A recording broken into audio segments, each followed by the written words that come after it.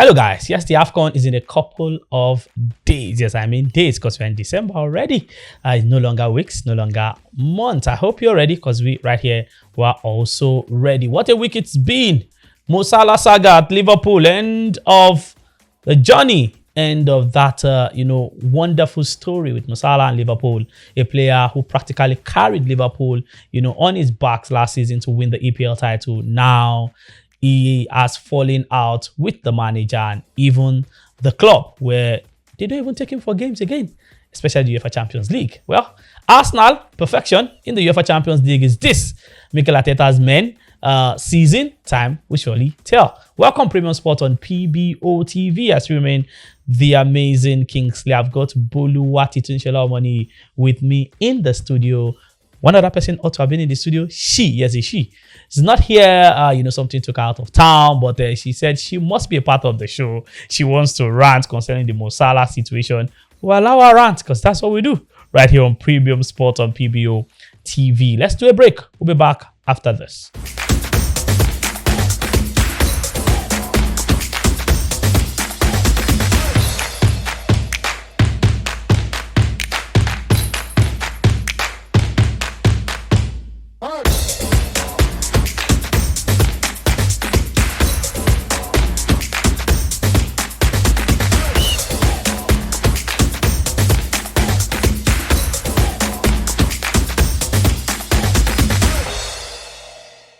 Welcome back, guys. It's time for Sport Beat right here on Premium Sport on PBO TV.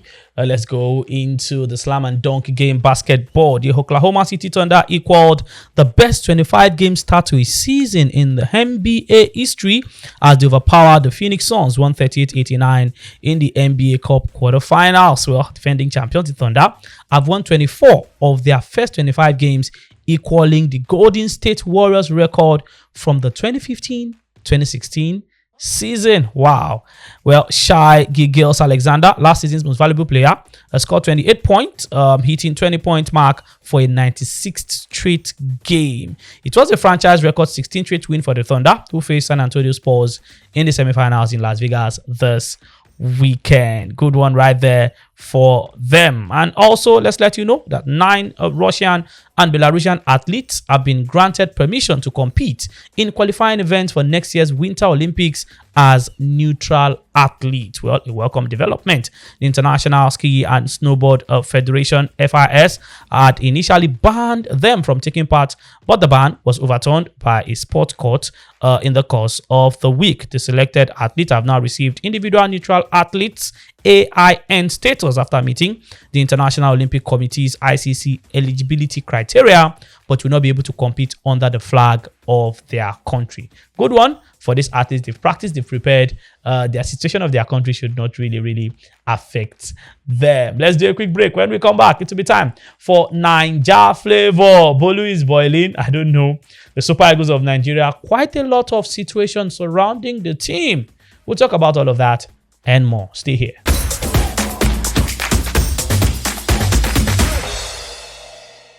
Welcome back, guys. Yeah, Premium Sport on PBO TV. The amazing Kingsley right here. Bolu Money is also right here. Bolu, it's time for Naija Flavor. Where do we? Let's just start. Let's just go straight to the camp of the Super Eagles of. Let me call it the camp. Let's just call it that way. The camp of the Super Eagles of Nigeria. Either they are in camp or they are not in camp. let's put it that way. That we should go to their camp. Let's talk about Victor Osimhen has won the award. For the best footballer in Turkey, or best sports personality in Turkey. I don't think anyone is bigger than Victor Osimhen in Turkey. So it's a good one for him. But former Nigerian international Tijani Babangida has warned Eric Chell against building the team solely around Victor Osimhen for the AFCON. Who else? God bless you. Boniface, you know, if score for Super Eagles or nah. It's funny when I hear that kind of conversation about a build one man team, talk about City, Haaland, talk about that. Okay, the first thing, you're the only man that should be 100% criticized if he's not scoring is your top 9. And if you are blessed with the one that is getting lots of goals, who will you be the team around? We've seen it over the years. Barcelona for Messi, Ronaldo everywhere he goes. I know when you have a good goal scorer, create a system that works for him. Yeah. Not that you won't make other players play. In fact, even those players, when they see those ones on the field, they want to give the services to him because they know 9 out of 10 you put the ball in the back of the net. Our prayer should be Osimhen should be fit for AFCON. Yeah. And fit enough to play. Yeah, so they can He get us the will goals. rebuild around it. If you crash, we rebuild again. Simple. Well, let me quote him. He said that the Super Eagles of my time were not built around one player. Did they have Many Osimhen people have observed that the Super Eagles are built around Osimhen. This is a problem that Eric Chell must fix if the team wants to win the AFCON. Chell must impart this mentality to all the players, the attackers especially, that the team is not built around Osimhen. Any player given the nod to feature in any game must perform very well and play as a team. Well, this one I think we agree. On the next one, I don't know if this is something that Eric Chell can do, because this one has to do with our goalkeeper. Somebody is backing Maduka Okoye for the Eagles' #1 spot. Maduka Okoye, a lot of persons will tell you he looks more like the better goalkeeper, but the experienced ones will say you don't change that kind of position ahead of a tournament except there's a disaster. Stanley Wabale has been there for at least for a couple of years now. Why do you need to change our #1 goalkeeper? Well, I've always told people there's no better time to do the right thing. Just do it. When Wabale became our first choice, it was before the AFCON. Yeah. And the AFCON We didn't have a choice. We had goalkeepers everywhere. We could have picked goalkeepers that had been part of the team from the NPFL. Remember, Amas Obasogi has always been part of the team, even though they never gave him a chance. So why not just promote Amas Obasogi to become the goalkeeper then when we had the problem? So whichever way. But whether someone said it or not, it would likely be our first choice at the AFCON because Chipa United manager said Stanley Wabale is not going to the AFCON. That is not fit enough. He picked up an injury, both the ankle and hand. And both are literally the most important part for goalkeepers. Although he said he spoke with Wabale. And Wabale said he will do everything to be fit enough for this. But he believes Wabale would not make it to the AFCON. But whichever way, there's probability that even without the statement, Okoye will be first year. But it feels like there's this cloud around Maduka Okoye. His last outing, incidentally, was against the team who played second. And at the AFCON, which he cost the goal that cost Nigeria, and boom, everyone went for him and all. I don't think he has recovered from the backlash he got. Yeah, there's always this dark cloud around it when he features for Nigeria. Yeah. We'll see him for his club. In fact, his manager said he will release him even before the if he's getting this kind of commendation from the former goalkeeper of the Super Eagles, Aloy Agu. Don't belittle what agenda can do. It was agenda that brought Maduka Okoye to Super Eagles in the first place. He should not even have. He improved. He built himself over time. But as when he got his call to the national team, he should not even be in under 20 then. At least from some cho. He got rejected by Paul Agbogun's under 20. That wasn't good enough. Wow. Then he wasn't keeping in the Division 4 of Germany. I will give him a call. So it was agenda that brought him. So don't underrate the power of agenda. But based on now, he's doing well for himself. Even when he got suspended or banned, the manager still kept on saying he's the first choice. I remember I joined Udinese as the third choice. He grew to become the first choice. So lovely. He's been amongst our goalkeepers. He's one playing at the highest level and is a regular. So that one is not a problem. My only worry is, will he bring that form to Super Eagles? If that cloud or maybe it's fear still overshadows his performance for Super Eagles, we'll probably even regret calling him. But whichever way, tournament is almost there. Let's see what happens. If Wabale makes it, will Eric Chell make the bold call? Or he'll just decide to go with the man he knows? And if Wabale doesn't make it, will he become the first choice? Or the other man on the list? Talking about Francis Uzor. AFCON is almost here. We'll get to find out. Francis Uzor, true. But I think age is goalkeepers. Uzor is still very young. I don't think Uzor is 25 yet. No, Uzor should be around 30. Where you want to see him? Uzor should be 33. Uzor in Russia was maybe 19 or 18 or there. But Russia was how many years ago? 7 years ago. Wow. So Francis Uzor is still young. Well, I don't think I've heard anything about Francis Uzor in recent times. He's inside the provisional list. Yeah, I know. But to see him, he has not been part of the team for a while. So why will he just come in and then be a number one goalkeeper? Maduka was not part of this for a bit. So after the Francis Uzor he just clocked 27. Wow. Okay. Still very young. Okay, time will tell, guys. Time. And I think he's still in pneumonia Nicosia. So oh, okay. He's young. All right. Final one. I said he's young. I agree with you, Bodu. I keep saying, even on Super Eagles, guess who the captain of the Super Eagles is? I told some senior correspondent and all of them started laughing. Do you know who the captain of Super Eagles is? Ahmed Musa. Did I tell you? He knows. People are arguing, they're laughing. I just told them Musa has not retired from the national team. In fact, Trustekon was the vice captain till he retired. Yeah. So Musa is the general manager of Kano Pillars, in case you don't know. Wow. This is Nigeria, so you need to understand how things work. A final one on Niger flavor before we do our next break. Now we hear this is Premium Sports, and we record the show as I speak right now. This is noon, Thursday noon. And was known. yes, noon Thursday, and the list of the national team is not out yet. And we hear that it's expected to be out later today. Today is the deadline. December the 11th is the deadline. And now we hear from sources, from insiders in the NFF, that behind the scenes lobbying is what has slowed down the process. I don't understand why this happens like back home. Why would it be behind the scenes lobbying? I'm looking at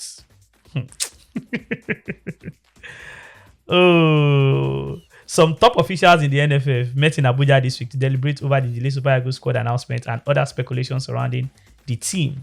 Now, NFF Media Director Ademola Olajire confirmed to one domain, The Guardian, that the long-awaited list will be released today. We have not gotten that list yet. Today, Thursday noon. However, a senior federation source insisted the announcement should have come much earlier, if not for some top-placed individuals lobbying for their players to make the squad. Bolu, when will all of this nonsense stop?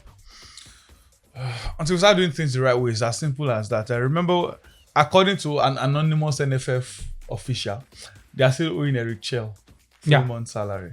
So the anonymous official said we will pay, or they would pay before AFCON. As while you are watching this recording, AFCON would be 9 days away. Yeah. And they are yet to pay the coach. It's just as embarrassing as anything. So me, if I was Chell, believe me, Kingsley, I'll add Elijah and Gabriel to the squad list. Since our head is not correct, let's do whatever, because we all sat here, spoke about how stupid the players were to stage a protest before an important game and everything. And people misquoted us saying, why would we say they shouldn't fight for their money? We spoke about the timing. Not when you hear embarrassing talks like this, why would players even do the protest? So until I've listened to Mikel when he said he wants to be NFF, I said just they play. Kingsley, the first solution to Nigeria's problem, number one, was FIFA ban. Wow. President should just do something and FIFA should ban us, first of all. Then when FIFA ban us, we will now come back home and rewrite the statutes that elect presidents for NFF. You see that nonsense of 44 people can vote, 36 of them are chairman. How would anyone else decide to win? So others are sharing the referees. I think referees, coaches, players that are sharing the remaining maybe 11 or 12 or 8 slots. So until we settle that, then we need a long-term plan. Kingsley, let me ask you, do you know when next Olympic Games will be? The next Olympics is in 3 years. Yeah. I think we don't have a coach. Under 23. Yeah, we don't have a coach now. And under 23 AFCON should be next year, if I'm not mistaken. So until we start doing things the right way, we'll see because we have some unnecessary. For example, there's a banter or battle between Remo Stars and Super Eagles on Daniel Ogumodede. Some low-key information are saying he should resign from Remo Stars and focus on Super Eagles. I've heard people say it's not fair, blah, blah, blah, blah. See why? The coach for our under 23. Do you know why I think he left? Why? Because he picked up a job in Egypt or one country. So if he can't do that job in Nigeria, so why do we have I keep saying, is it that no other coach in the whole of Nigeria can assist the Super Eagles? That it has to be coaches in the NPFL. One thing will suffer, either Super Eagles will suffer or their national team. Which, yes, you will say you won the NPFL last season. We finished second at that point, blah, blah. Yeah. No matter what, it will still take up something away from it. So we need to learn to start doing things the right way. You hear talks about, when I complain about why do we have league coaches coaching on the 17, people say, but that's how we do. That's not how we do. We are doing things stupid way. It doesn't mean it's the right way. Imagine Pep Guardiola going to coach Spain's under 17. That's how silly it is. So we need to start. I was with a coach. I knew him through this British Council coaching this thing that Sunderland did like 15 years ago. He still is one of the coaches for Inter Lagos, and he still does. Our conversation was our major challenge is coaching. You see, Nigerian coach and swear na 5 and 6. The thing we are good at, if most Nigerian coaches train you, Kingsley, you'll be fitter than Ronaldo. But your football intelligence will either be what you were born with, or maybe the level of a child in America. Wow. When we were preparing for the private university games in school, the first edition my school went for, my coach, guy, they weren't so bad that the fullbacks and the wingers, we had special trainings.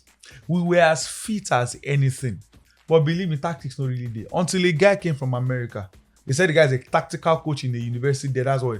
We did just about 40, 45 minutes with this guy. The sweat we come out our body was worse than the previous ones. We had just a quarter of the pitch. But we felt the difference because his job was tactics. But here, we had a youth coach in the UK to be a match analyst in Nigeria. This is a Pbopremiumsports guy group. We just do things upside down. So until we are intentional, because we say talent is not enough, is not a problem, but we all know talent is not enough.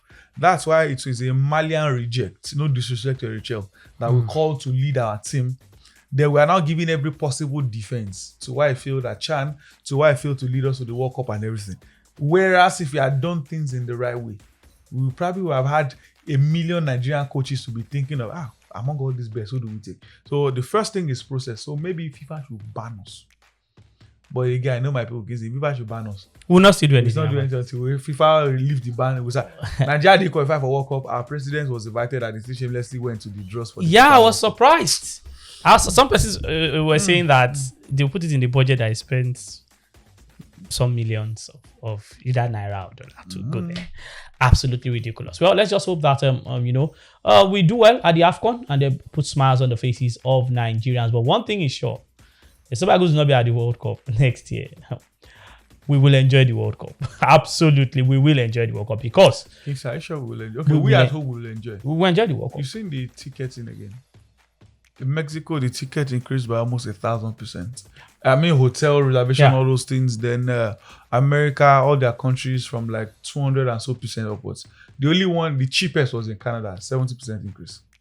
Infantino, by the way, do you know some persons they are dragging Infantino to ethics committee or something now to investigate him because of the award they gave to Donald Trump. That FIFA is anti-politics, but he's playing politics. I really wish they can remove that guy. Wow. Okay. Well, different strokes for different folks, like they always say. But some people tell you UEFA, FIFA, CAF, they are doing it right. Yes, because they are bringing in money. They are helping the game to expand. Who are we to say no to all of that expansion? There are reports. I hope the report is true. At least it go favor Nigeria. That still in conversation though. The next World Cup, they are looking at 64 teams. Still in conversation. It's not confirmed. It's not official yet. But still in conversation. Who says we will qualify? If they give us 15 slots. Bolu, when it was 32 teams and we heard that Africa were going to have 9.5 slots, we all sat in different media houses and said, so the Super Eagles will qualify. Are we going to the World Cup? No. We will increase to 90 by 2030. The one Saudi Arabia host, they will increase down to 90. If we see no go, we'll do 128. At the end of the day, all the World Cup no go suit without Nigeria. No, that's a fallacy. The last World Cup was absolutely interesting. The next one will still be exciting. It goes sweet. Yes, very, very well. There will be boring games, but it goes still sweet. Even with the Super Eagles at the World Cup, we had boring games. Enough boring games. How interesting was the 2010 World Cup? The final had a goal in extra time. Even most of the games. The best World Cup for me was still 06. 2006. Our World Cup of men. Yeah, I think the legends. I think that's the last time we had the creme de la creme of footballers at the World Cup. 2006. After that one, yes, some of them retired. Yes, 2006 for me, because even from 1990, 86, yeah, we had stars here and there. 94, 98, 2002. But you see, 2006, yeah, they were absolutely, men there. Maybe one of these days on the show, we'll just show you a glimpse of what we mean about in 2006 World Cup being the World Cup. Before the World Cup, we'll talk about that before the World Cup. Let's do a break. Euro Focus. Don't forget, our hot gist will be about the Mo Salah saga. We'll run through Euro Focus. We'll get into that real quick. We'll be back.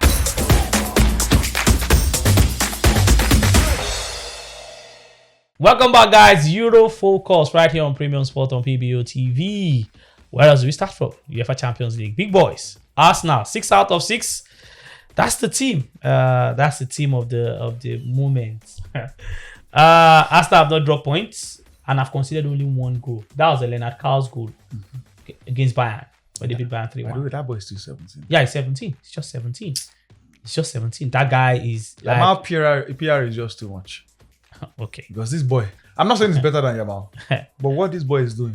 At 17. The boy has become a mainstay in that team. Yes, he starts. Sometimes he even plays behind Harry Kane. I saw their game. Like their new Jamal Musiala. He plays everywhere across that back. Even their game, Champions League game, he was the one that, he scored, I think, the second goal over the weekend. Same thing against Arsenal, same thing. Gets the job done.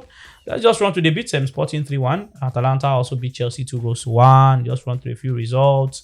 Our own Victor Osimhen lost Galatasaray at Monaco by 0-0. Atletico Madrid 3, PSV 2.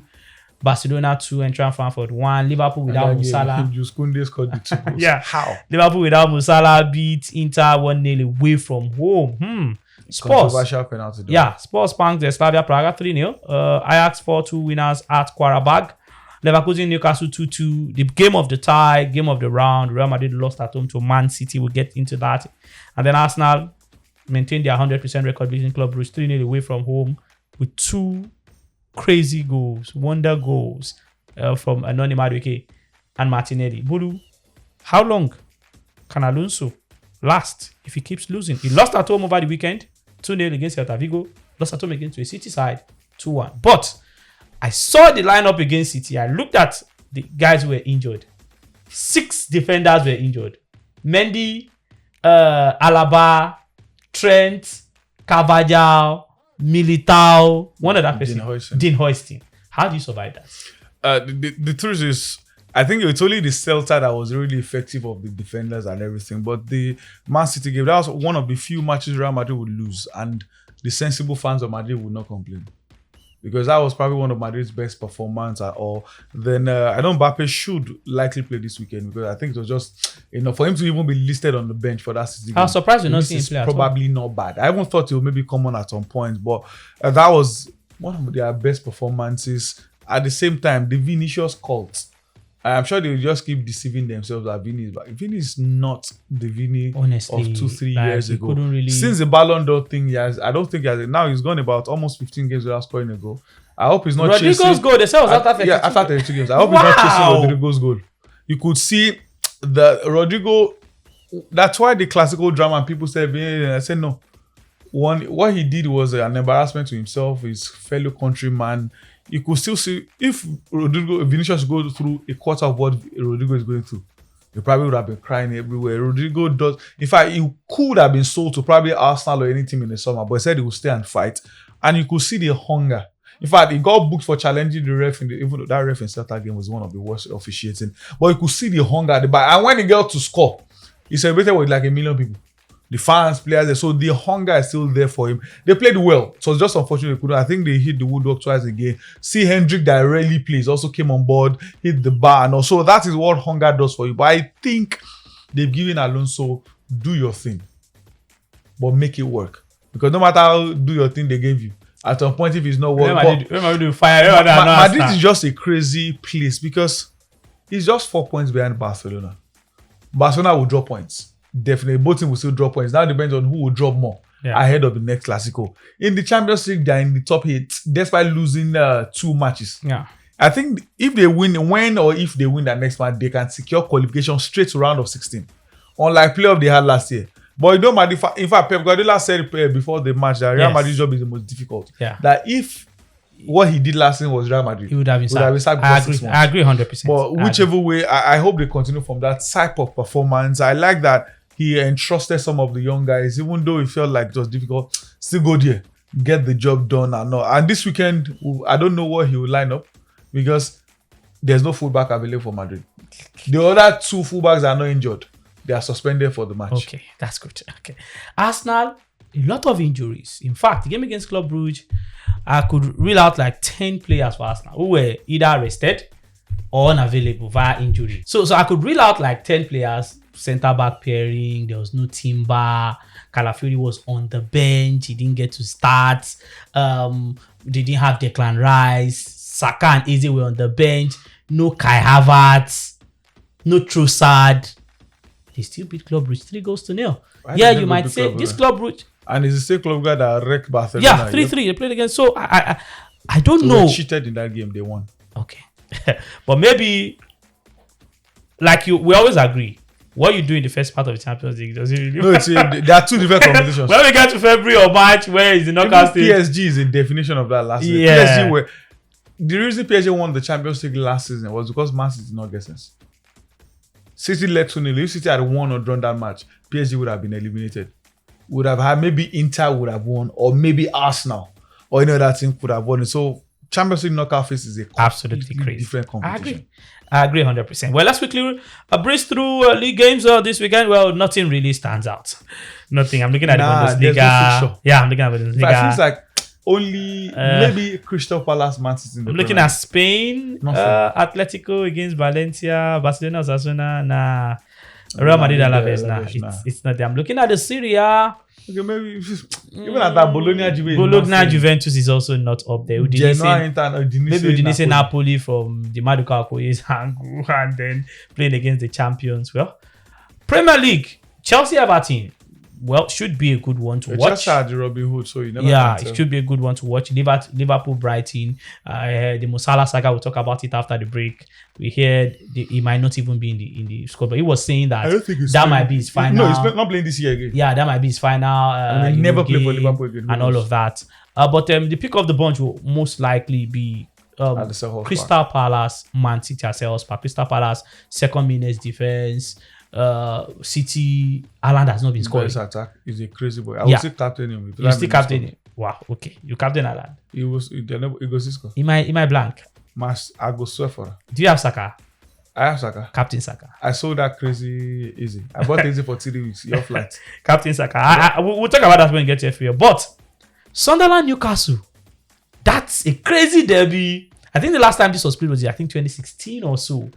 They call it the Tyneside derby or thereabout. Absolutely crazy. This should serve us. Votemada, 1 more week. Okay.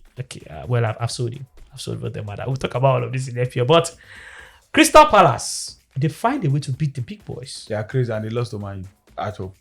That was one of their. Man U are not the big boys. That was one of their worst performances at home. But we've seen them again. In the last, they've not lost. They've beaten Liverpool in their last 3 meetings.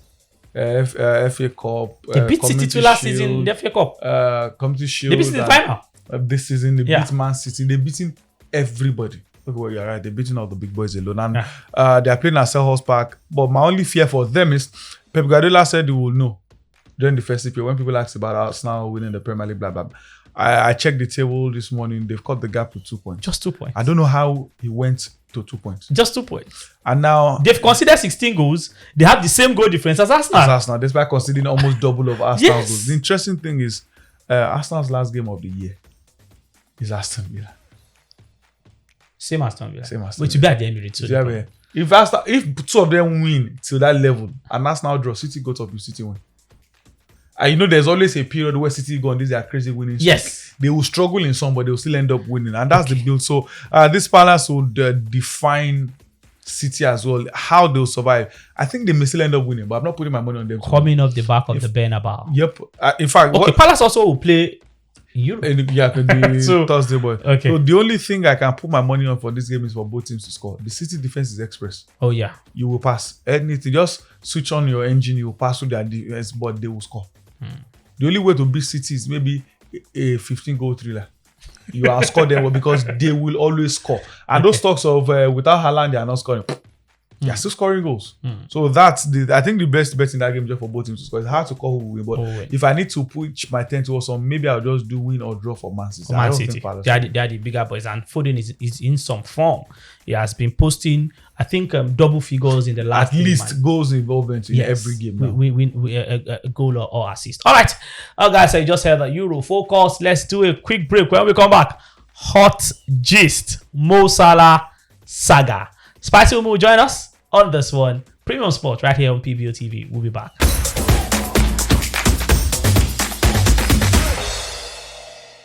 Welcome back, guys. It's Saga time. When I say Saga time, Mo Salah Saga time. Yeah, that's what's on the front burner.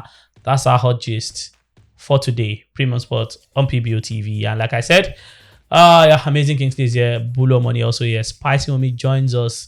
Yeah, because something took her out of town, so she could not be here, in flesh and blood like they always say. But she's with us in the spirit. Let me just give you guys just a brief summary or a rundown of what all of this saga is all about. Let me just give you guys a rundown. Now, Mo Salah, Liverpool. We remember we had the Firmino, Mane, Salah situation, and of all those three, the club had to stay with Salah. The club had to believe that Salah is the man that would lead us maybe to our promised land. And truly, he won them the league last season. Now, Salah is also Liverpool's all-time top scorer in the Premier League. He has built this bond with the fans and all of that. Now, how do we explain such a legend in the twilight of his career to fall out so dramatically with the club he's given his best years to? Now, it was just one interview. What did Salah say?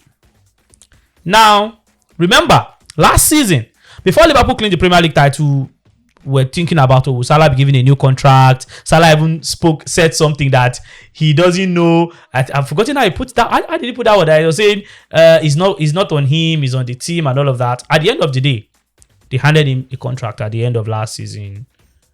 I think £400,000 a week or thereabouts. Now, to understand the context of how this has turned to be a disaster, Liverpool are currently 10th on the EPL table. They've lost 6 of their 15 league games after spending close to £400 million on a team that won the EPL. Salah's form has suffered. He's not even been named in the starting lineup. He's on the bench. They don't bring him on. This is the same Salah that used to rescue Liverpool. Now, what did Salah say last weekend? I'm very, very disappointed, to be fair. I've done so much for this club down the years and especially last season because he was an unused sub against Leeds United. He said, now I'm sitting on the bench and I don't know why. It seems like the club has thrown me under the bus. That is how I'm feeling. I think it is very clear that someone wants me to get all of the blame. He also took a swipe at Liverpool's hierarchy. I got a lot of promises in the summer, and so far I am on the bench for 3 games, so I can't say they keep the promise. I said many times before that I had a good relationship with the manager, and all of a sudden we don't have any relationship. I don't know why, but it seems to me how I see that someone doesn't want me in the club. After that interview, how Liverpool responded, the manager dropped him from the team that went to play Inter Milan midweek at the Champions League, and we're hearing that he might not even be named the team that will play Brighton this weekend. When he was saying maybe he will call his family, that might be his final game before he goes for the AFCON. Before I hear from Bolu, this is what the manager also had to say. After hearing what Salah said, he said, it is not the first and not the last time that when a player doesn't play, that he says something similar to what he did. But I think my reaction to that is also clear. That he's not here with us tonight. That was when they went to play Inter Milan. He now said he has no clue Salah played his last game for Liverpool. Usually I'm calm and polite, but that doesn't mean I am weak. Now we might just be seeing maybe the iron-fisted side of Ancelotti. Now, Salah's decision to speak out has struck a hot debate across the football world. Let me just pick maybe one or two. Jamie Carragher and maybe Steven Gerrard. But Carragher's one is the one that trended. Former Liverpool defender had to tell Sky Sports that what Salah said was a disgrace, adding that he thought it was a calculated move to cause maximum damage and to strengthen his own position. when Rooney also has said Salah was absolutely destroying his legacy at Liverpool. It's a divided, opinion issue. And let me hear from Spicy Umi first. Spicy Umi, Salah, the Salah situation for you, where do you stand? Can you guys hear me? Yes, we can hear you. Go ahead. Yes, good afternoon, guys. Thanks for having me on the show. I would have loved to be there physically to express myself and, because I have a lot to say. First of all, I would like to point out that I do not support Mo Salah's outbursts. But we are all humans. And I would like for us to, note one very important thing that he mentioned in all of those rooms, that there has been no form of communication between himself and anyone from the club, that he doesn't understand what is happening. They don't talk to him. They don't tell him, oh, this is what's going on. This is what your situation is looking like. And that, in my opinion, is very, very disrespectful to a player of Mo Salah's caliber. So I completely understand how he feels. In as much as I do not support his outburst, but we just have to, call a spade, that the club has not handled this whole thing very well. Especially for someone that has given so much to the club, someone that is, if you are to name PL greats, his name is going to be amongst the names of for Liverpool PL or for the EPL. What did you? For Liverpool or for the EPL? For Liverpool, okay. And even in the Premiership, yes, it won't be. It won't be top 10. Don't worry. Go ahead. But at least he'll be rated. He'll be rated ahead of Thierry Henry. He won't. It's nostalgia. In my opinion, he's going. Kingsley, stop being biased here. He's a PL great, and there's nothing you can do about it. Salah ahead of Henry. Henry is just nostalgia. I don't agree with Bolu on that. But Henry won 3 PL titles. Salah has won only 2. Can you guys please allow me? But he has outscored Henry. Allow me to finish. Go ahead. The club has not handled. The club has not handled the situation well. And now let's go to what Jamie Carragher said. He has apologized. Okay. Even though he has apologized, I'm still not going to hold back on what I have to say. In the first place, I want to take us back to the beginning of the season. In fact, I think the tweet came up on my timeline a couple of days ago amidst all of this saga. He clamped down on Salah so much that the player had to tweet at him that at this point, I think you are obsessed with me. You just know, you could feel the jealousy from everything that Carragher was saying. It looked like a personal attack, more than him wanting to criticize Salah for what he said. It looked like an opportunity for him to come out and say things that he has had inside of him for this guy. So it looked like a personal vendetta to me. That was not in any way a constructive criticism. That was a personal attack, and I love that almost everyone are standing up for Mo Salah and are saying that what Carragher said was wrong.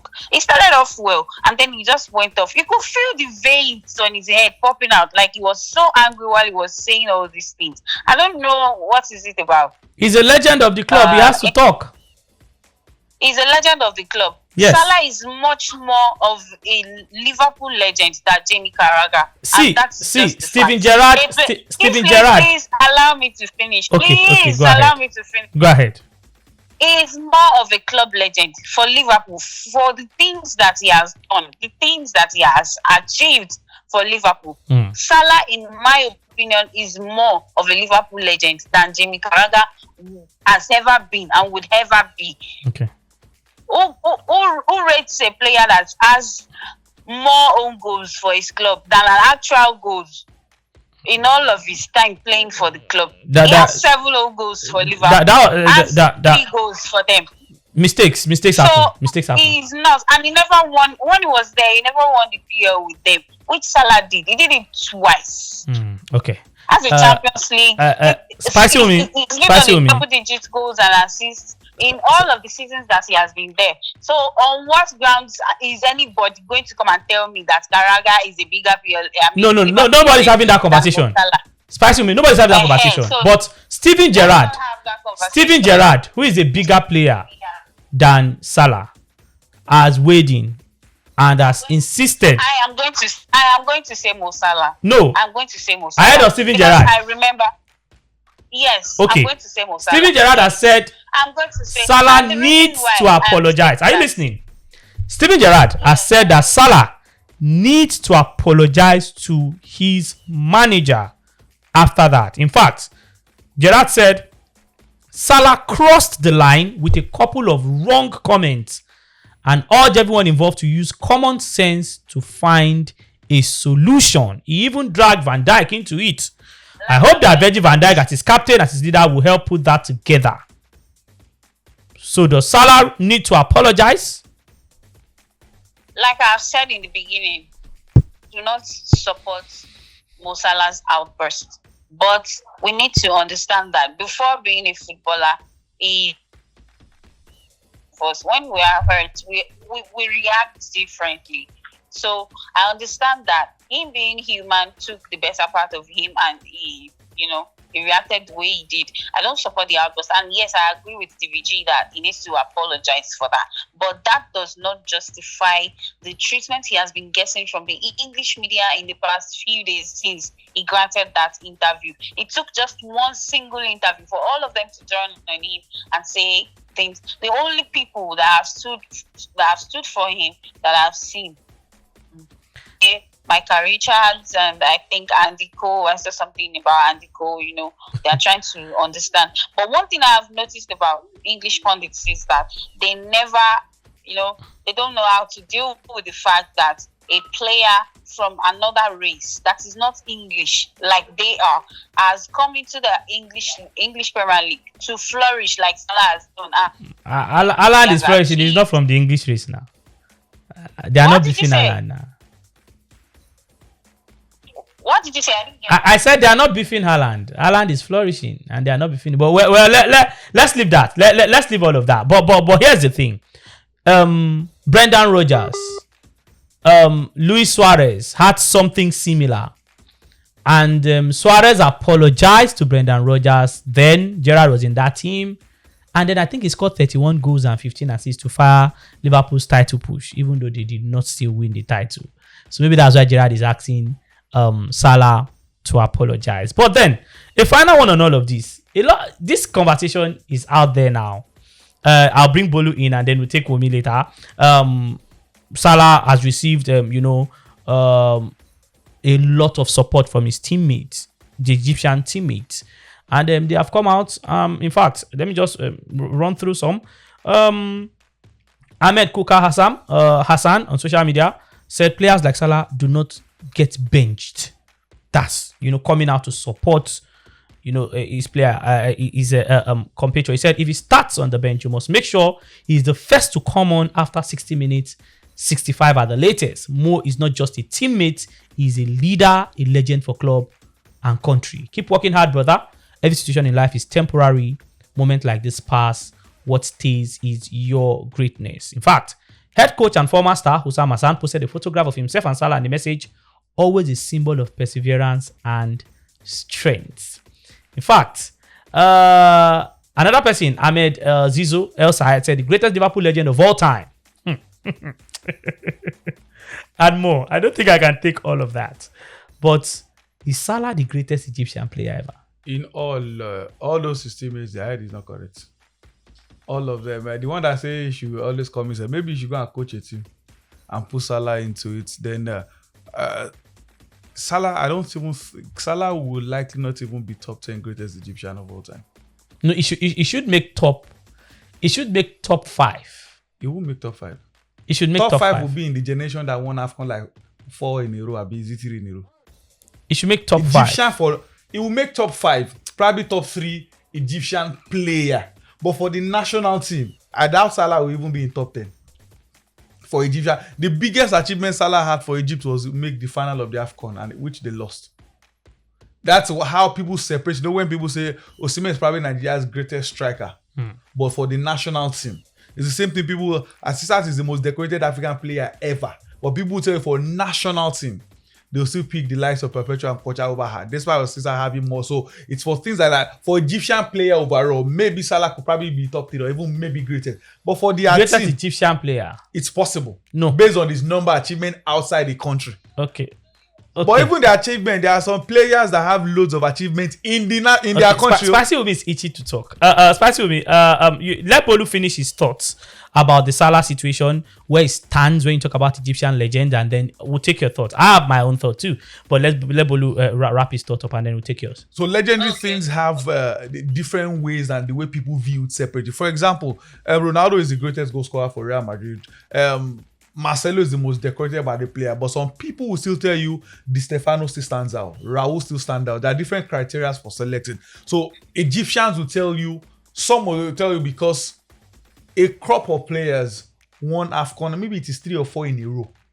They will pick maybe 5 They from won those 3 ones. in a row. They will pick maybe 5 players from that generation. Hossam Hassan, Mohamed Abu Trika, for example, they will tell you is the greatest. What's the name of the goalkeeper? Hadari. Yeah, so they had that generation. Same, it cuts across everywhere. For example, Liverpool. That's why I laugh when people tell you that Van Dijk is the greatest Premier League. I always say for that, I tell people he's not even the greatest Liverpool defender I've seen. Yeah, Hipia. I remember there was a generation that won all those Champions League, won Premier League, and everything. And to agree a bit with what Wumi said on Karaga, I'm thinking back to when they lost their last match to PSV at home. At least I watched Karaga's analysis. He came up and said, no, just want Van Dijk, Salah should come out to talk, blah, blah, blah. Then post-match interview was Curtis Jones. Van Dijk is the captain. Salah doesn't have to talk.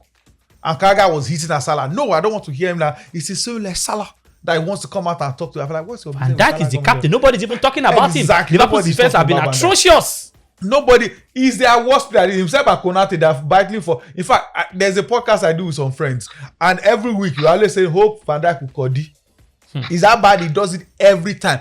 Remember Vinicius' goal in the Champions League final when Fedi crossed the ball? It is the same Cordelia against everybody. What he does is Cordelia. So if you are blaming everybody, but Liverpool's major problem is not scoring. You know, we spoke about how City will concede but outscore you. Nah. For Liverpool, they will score but you are outscoring them. So why is nobody talking about Van Dijk? Okay. I don't agree with what Salah did. I don't. Your head has to be incorrect to agree with what Salah did. The outburst and everything. I like how the club came out. You can't do this. Sit on the bench at all. They have to find a way to settle. Maybe he has played his final game for them or not. Then I like one part of Gerrard to when Kaga went on and said, no, Henderson was more important in the Liverpool than Salah, blah, blah. Say, which Henderson? Henderson, all of us agree that cannot play football. That is just there because he's a legend captain and everything. So what Jamie Carragher really went really overboard. I like that Gerrard had to come out to a point, defend and all. But I don't think, he's not playing again this year, obviously.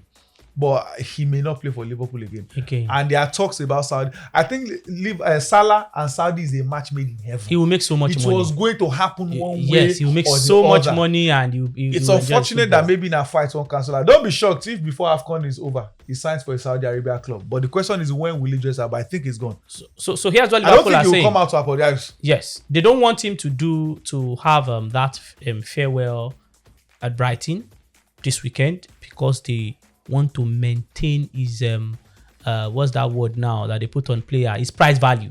They want to maintain his market value. Because anything that makes him that we know you are not playing that farewell, then the price value will drop. Salah will, I don't think he will apologize, except he feels it's wrong. He's not. If he doesn't feel it's wrong, I don't think. And we know Salah. When Salah, why should Salah sit on the bench? For example, remember, you can bench anybody for a period. Vinicius was benched as well. There was Vinicius, there's Mbappe. We have stop. Who is that player in Liverpool? Tell me. According to them, they have a kitty. Please. I don't think he will. None of them have done anything significant. None. I say none. Okay, good. If what has Slot done since they won the Premier League. God bless you. Now let me just take Wumi. Maybe Slot should bench himself too. Let me take Wumi on Salah and where he ranks on the Egyptian legendary status, and then we'll wrap this up. Where does Salah rank? In my opinion, Salah is the number one player to have played. I mean, the best export out of Egypt, in my opinion, the best player. All those people that you might want to put ahead of him, I've watched them play. Export. No. Wumi, everybody will agree with you if you say best export. Everybody will agree. I don't think anybody. I think the biggest one from Egypt will be Emido or what's the guy that played for Arsenal, El Neni. They are not as big as Salah. But if you talk about in Egypt itself, I don't think Salah comes ahead of Hassan. There's nothing that they are playing or that they played. Mohamed Abutrika. How many league title Abutrika and Champions League? Mohamed Abutrika. Yes, Mohamed Abutrika. So then, what has he achieved outside of Egypt? What has he achieved? He won the AFCON. He doesn't need. Even there was a time. Salah's not won the AFCON. Their league is better than Nigeria, so he doesn't need to go. Salah didn't win the AFCON, but Salah took them to World Cup twice, which those people that you are talking about could not do. None of them, as good as they were, they couldn't qualify for the World Cup. Local champion, you want? What are you saying? Salah is the best player out of Egypt. He's the best. He's number one for me. It's not about sitting there in your local league, Al Ahly or whatever that club is. It's not about sitting there and, in your comfort zone and doing all these things. So it's about what you've been able to do even outside of your country. Look at Mo Salah. He proved himself in Roma, proved himself in Liverpool right now. Even in Swiss. Proved himself in Chelsea. Continue. I don't want to mention Chelsea because we know he wasn't given. In my opinion, it's not even like he failed in Chelsea. Okay. In my opinion, he wasn't given enough time to to prove himself. Okay. But in the Swiss league in Roma, he has proven himself time and time again outside of Egypt. And then the icing on the cake for me was, I don't even want to imagine a Mohamed Salah in that team. He wasn't in that team with those guys that you're mentioning there, Abu Trika, Hassan, El Hadari, Mohamed Zidane and co. He wasn't in that team with them. I'm very sure that if he had played alongside those guys, then when they were, up and firing, the story would have been different. Look at the crop of players that he's saddled with in Egypt right now. Look at it. It's just like those years when Ronaldo used to be the only guy that was good for Portugal. Portugal just started having a very good team. Like Ronaldo have won them 2 Nations League title, 1 Euros. Won them 2 Nations League Salah has not won Egypt anything. But most times that he wasn't winning, when he was in his prime, a prime Cristiano Ronaldo did not win anything for Portugal. Okay. And that does not mean that he wasn't the best player for Portugal at the time. All right. Because we're not judging based on what he's doing in Portugal. Thank you so much. Yes, in my opinion, Salah is the number one. Okay, good. There's Thank you. That can touch all right. Salah in it. Thank you so much. You've heard from her. We can't beat that. She loves Salah. Yeah, she loves Salah. We can't absolutely beat that. Did you say what the Mabujeka come with? No, she does. The Egyptian league is. It's now that even South Africa and the likes are matching up. Egyptian league is European standard. Yeah, it's European standard. Mido was like a deserted player when he left the league. Let's leave that until Wumi joins us so that it won't look as if we are saying anything. No, it will be himself, her and Josh. I hope you don't have that energy. Get strength. All right, guys, we have to go. What a show it has been. Very quickly before we go, FPL this weekend. Bolu, where do we stand? You said you're captaining Haaland. Yes, I was still captain. But I'm warning you, Captain Bukayo Saka. Wait, who is playing Wolves? Arsenal, yeah. Saka for life. Okay. I don't sell Eze. It's not. Okay. In fact, I sold Eze before that last match they ended. Immediately, City started playing. I bought Foden because I've been pushing. I'm pushing. Yes, when I bought Eze, I wanted to buy Foden. I've also been pushing. Yeah, I'll buy Foden, and now I still don't have. If I waited till this week, his value would have increased. So I bought him before match they ended last week. I'm still not going to have him this weekend. No, because they are playing Crystal Palace. No, he's there for the rest of the year. I know, but after Crystal Palace, and he may not stay because this week I'm using my 5 free transfer. I've used 3 already midweek. I'm still considering Baltimore. I'll look for another striker to sign. So next week I'll use wildcard. Everybody's buying Foden. I said I don't buy Foden is number 1. Thiago.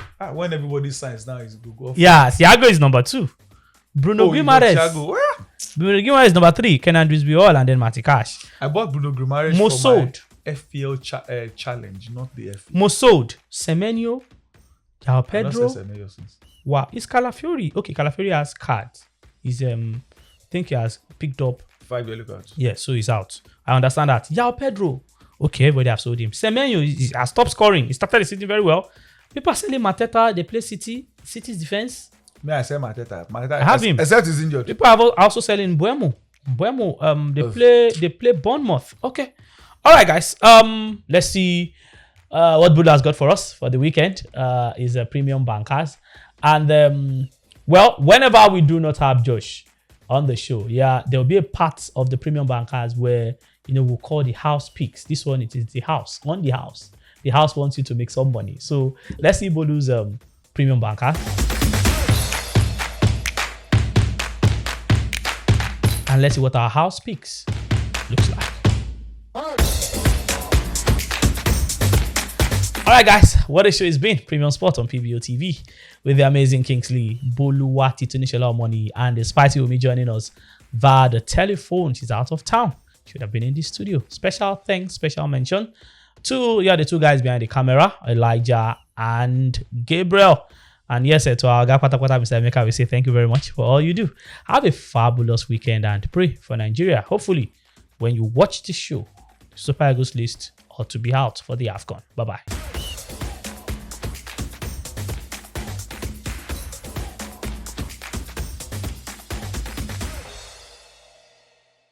Premium Box Office TV. Everyone loves premium. Premium Box Office TV is exclusive on StarTimes.